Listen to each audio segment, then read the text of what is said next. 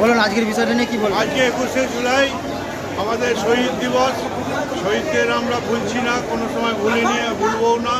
তাই নেত্রী মমতা বন্দ্যোপাধ্যায় এবং অভিষেক বন্দ্যোপাধ্যায়ের ডাকে আজকে ইতিমধ্যে 21শে জুলাই কলকাতা অবরুদ্ধ হওয়ার পথে, তবুও আজকে আমাদের দায়িত্ব, কর্তব্য এবং শহীদদের স্মরণে তার পরিবারদের পাশে দাঁড়াতে, সমবেদনা জানাতে আজকে 21শে জুলাই কমপক্ষে তারকেশ্বর থেকে আমাদের 5000 কর্মী সমর্থক আজকে এই ট্রেন পথে ইতিমধ্যে 8টার গাড়ি থেকে যাতায়াত শুরু করেছে। এখন 8:23 এবং 8:32, 9:32 পর্যন্ত আমাদের যাবে। এবং আমাদের যুব কংগ্রেসের পক্ষ থেকে আজকে আমাদের কর্মীদের জল এবং কিছু সকালের মর্নিং আহার, বিস্কুটের ব্যবস্থা রাখা হয়েছে। এবং তাই আজকে সব কর্মীরা যে যেখানে আছে প্রত্যেকেই আজকে শহীদমুখী হবে। আজকে ধর্মতলা চলো, প্রত্যেক ট্রেনে আজকে আমাদের কর্মীরা যেতে শুরু করেছে। তাই এই সমাবেশ সার্বিকভাবে সারা ভারতবর্ষের বৃহত্তম সমাবেশে আজকে পরিণত হবে। তাই আজকে আমরা 21শে জুলাই কর্মীরা যাতে কোনো সমস্যা না হয়, তারকেশ্বর তৃণমূল কংগ্রেস, যুব কংগ্রেস এবং শাখা সংগঠনের পক্ষ থেকে আমরা স্টেশনে আজকের এই দায়িত্বে বা ক্যাম্পে আমরা রয়েছি। বন্দে মাতরম, তৃণমূল কংগ্রেস ছিল, মমতা ব্যানার্জি ছিল। 21শে জুলাই ধর্মতলা সমাবেশ সফল করুন, এই দলে দলে ধর্মতলা সমাবেশে যোগ দিন।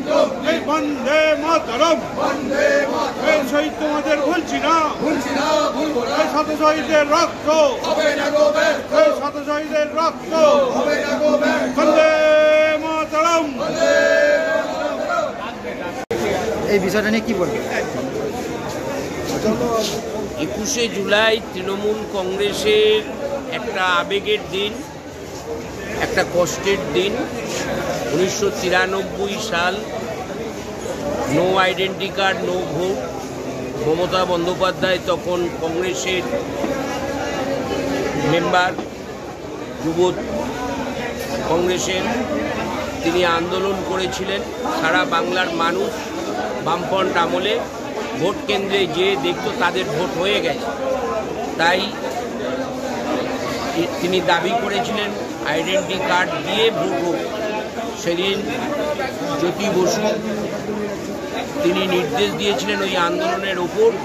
13 জন তরতাজা আমাদের যুব কংগ্রেসের তৎকালীন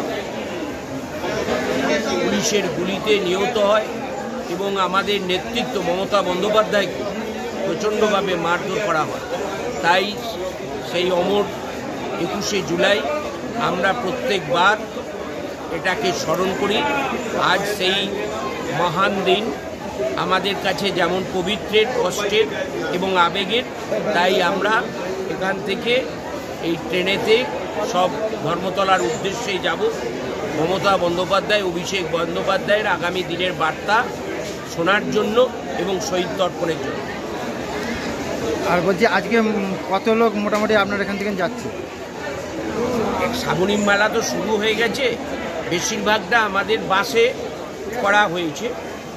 আর শুধুমাত্র এই তারকেশ্বর স্টেশন বা টাউন বা আশপাশের পঞ্চায়েতগুলোকে এখানেতে বলা হয়েছে। আমার আরামবাগ সাংগঠনিক জেলা থেকে 30-32 হাজার মানুষ আজকে ধর্মতলায় যাচ্ছে। ধন্যবাদ।